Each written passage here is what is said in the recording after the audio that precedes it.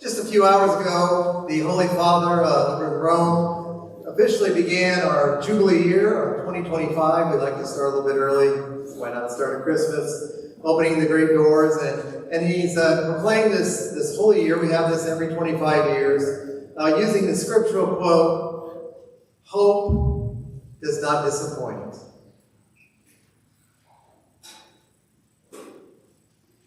We heard in today's second reading, as Paul is talking in the Acts of the Apostles to the people, and he's almost just proclaiming in a nice summary of the gospel, and he has this line where he says, "From David's descendants, God, according to his promise, has brought to Israel a Savior, Jesus."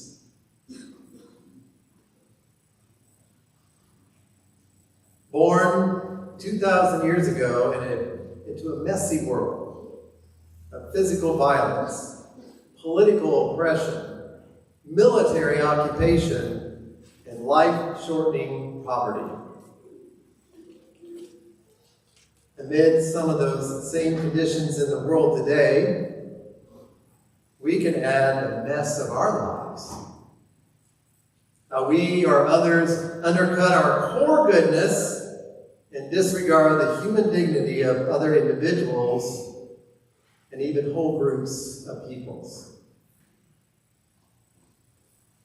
We celebrate Christmas because the mystery of the Incarnation, the God who became flesh and dwelt among us, willingly chose to come into our mess. He's the son of David, the great king. But unlike himself and his hope, David certainly would disappoint. We can be disappointing to the Lord at times. Frankly, all of us are a hot mess. But he came not only to accompany us, but to save us from this mess. This is the meaning of the name Jesus, God who saves us. Last month, the Holy Father, he has an audience every Wednesday, most Wednesdays at least, and he gives like a little, very short catechesis, kind of takes on a whole series of topics, and he just started a new one on hope, of course. And at the end, sometimes he'll make a little comment to the people that are there or other things. And he had just received a letter. It was so last month was right before it was passed now, 1,000 days of the war in Ukraine. And he received this letter from a university student, and he read this to the people.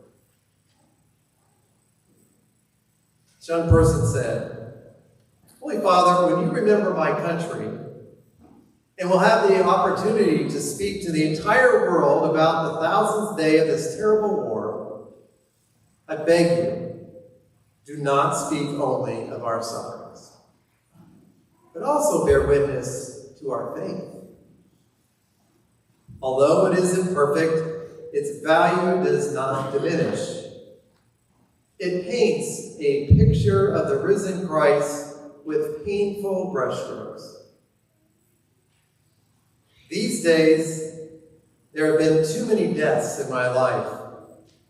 Living in a city where a missile kills and injures dozens of civilians, witnessing so many tears is difficult. I would like to escape. I'd like to go back to being a child embraced by my mother. I'd like to be in silence and love, but I thank God because through this pain, I learned to love more. Pain is not just a path to anger and despair. If it is based on faith, it is a good teacher of love. Holy Father, pain hurts, it means that you love. Therefore, when you speak of our pain, when you remember the 1,000 days of suffering, remember also the 1,000 days of love. Because only love, faith, and hope give true meaning to the wounds.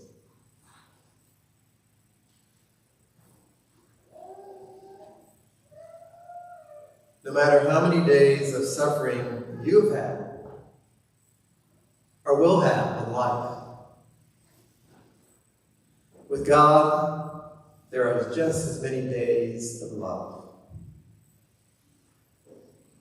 So, we place our hope in the one who chose to be born into this hot mess of world, and is especially closest to us where we hurt, where we're a big mess. Like Christmas, celebrate our renewal of faith in Jesus, who is the fulfillment of God's promise to save us. In him, we place our hope. And this hope will not disappoint.